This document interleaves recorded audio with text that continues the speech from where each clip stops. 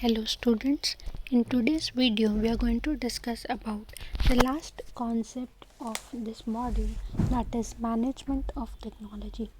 Management of technology means maintaining a system of technology that has compatibility with various aspects like cost, finance, suitability, etc. It is neither the question of superior or inferior technology nor the question of costly or economical. The technology adopted must be suitable to business from all angles. Management of technology involves taking decision regarding installation of a system that is beneficial to the organization and contributes towards the wealth of organization. Every organization has to take decision regarding the type of technology it has to install.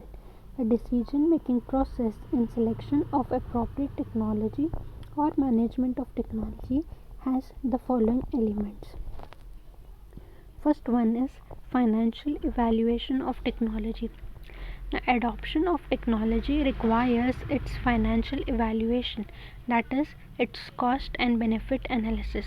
Firm has to incur huge expenditure on installation of technology. The benefit or the income on that is expected to be received over a number of years. Future is uncertain, that is, receipts of income in future are risky as it is difficult to predict future happening. Over the period of time, fashion may change, products may change, and technology may become outdated. Investment once made in the technology is irreversible. So, before making investment, the firm has to consider all these aspects. Firm has to consider those technological proposals where degree of risk is within the control and income can be estimated.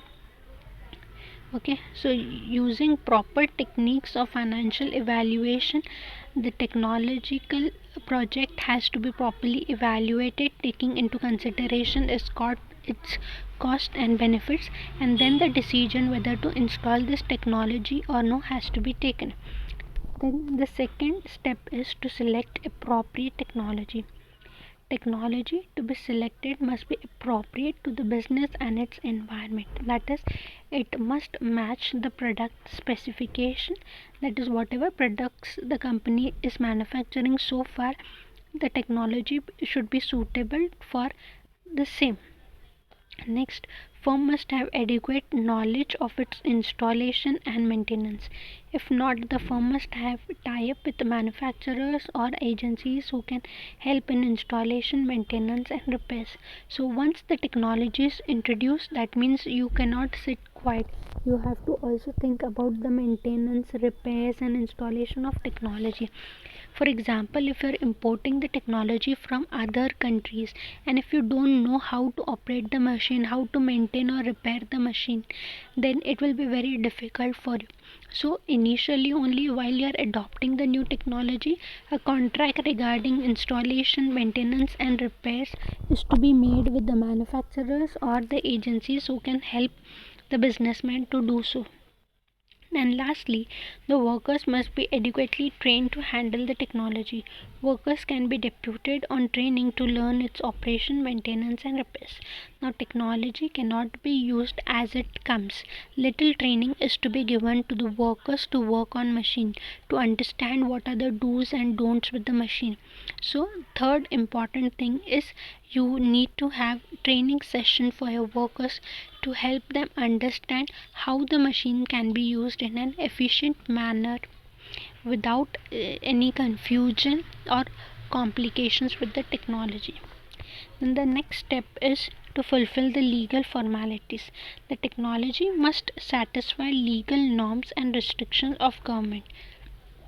Firms should ensure that it can qualify the environment and pollution standards that are fixed by the government. That is, the new technology, when it is brought into the country or when the new technology is developed and used in the country, we have to make sure that it does not harms the environment and pollution standard that is fixed by the government.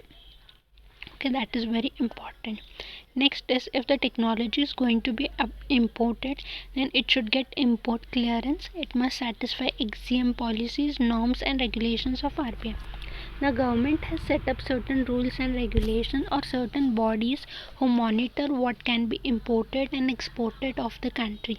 So while you are importing new technology from other countries, you have to make sure that it meets all the requirements of the government. Then only the new technology can be brought from other countries to our country. Next is suitability to the market. Technology must be suitable to the existing marketing conditions. If the technology is too advanced or sophisticated, it is useless. On the other hand, if the technology is old and outdated, it won't be competitive. It must satisfy current trend and demand of the market.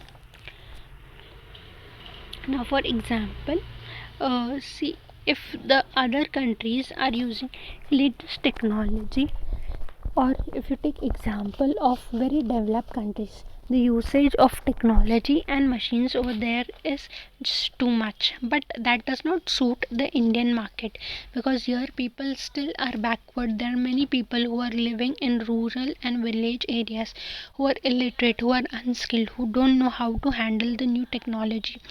So you have to look at the current trend of your market, what are the requirements of your market, and then adopt the technology.